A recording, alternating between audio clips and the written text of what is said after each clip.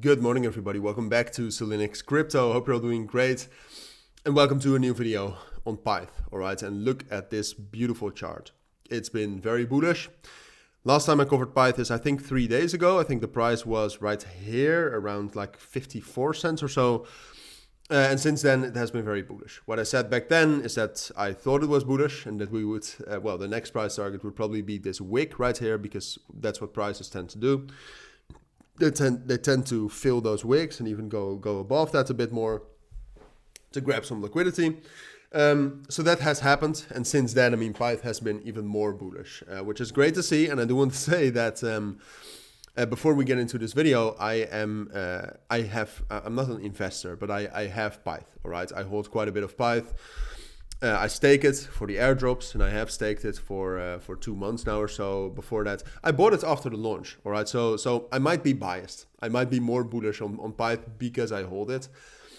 But in general, and I'll tell you about this, and I'll tell you what I expect in terms of the price and just in general in relation to the market circumstances. But just in general, I mean, I almost don't see any reason why I should be bearish on Pyth. All right, I mean, if you see a market structure like this, in combination with a Bitcoin like this, why would you be bearish about this? It looks amazing, right? This is not the right crypto. Say also looks amazing.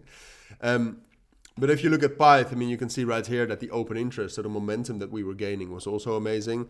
We're having a bit of a drop right now, which is actually, I mean, the last time we had a drop like this, it was the 9th of February. And then we actually had a bit of a pullback. So a bit of a pullback is to be expected, I would say.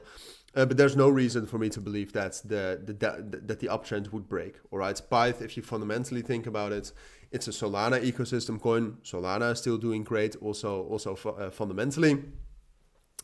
And Pyth itself, it's a great project. It's a great project. It's kind of part of the airdrop narrative. Like I said, I stake Pyth, but maybe I missed something with this bullish momentum, but I haven't received that much airdrops. Some, I got some, or at least I got one now that I actually got some points or so.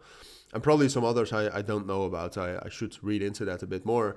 So fundamentally, Pyth is still very bullish. And even though we've had this drop in open interest right here, if you zoom out, the open interest and the amount of dollars in open positions has increased more and more. So I think what's going to happen is, I think once we reach a strong support level, like 60 cents, I would say that's the main level here to fall down to.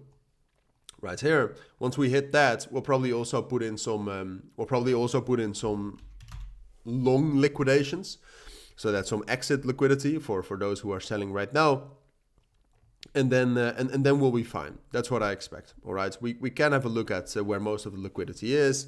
There might be some value to that, so let's actually check that out real quick. Yeah, around 60 cents, there's most liquidity. Also at 53.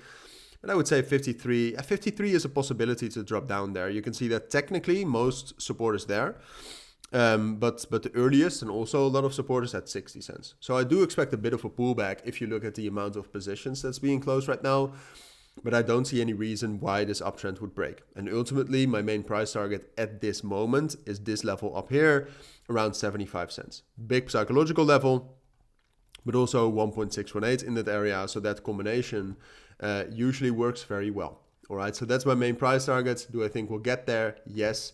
I do expect a bit of a pullback. And initially, I think 60 cents is going to hold us and to provide some support. And that will bring us up to that next price target, from which we'll see again. I'll keep you updated. Make sure to subscribe for that. And I must say, if Bitcoin for some reason gets a bit of a pullback, Bitcoin dominance right now is quite high. So if Bitcoin gets a bit of a pullback, you will feel that in the markets as well.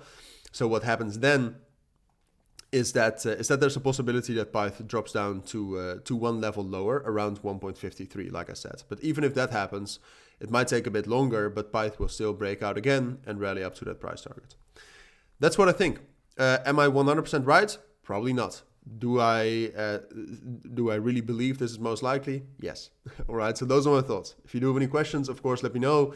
But for now, thank you for watching. Don't forget to check out my premium and signal group down in the description or the pinned comment.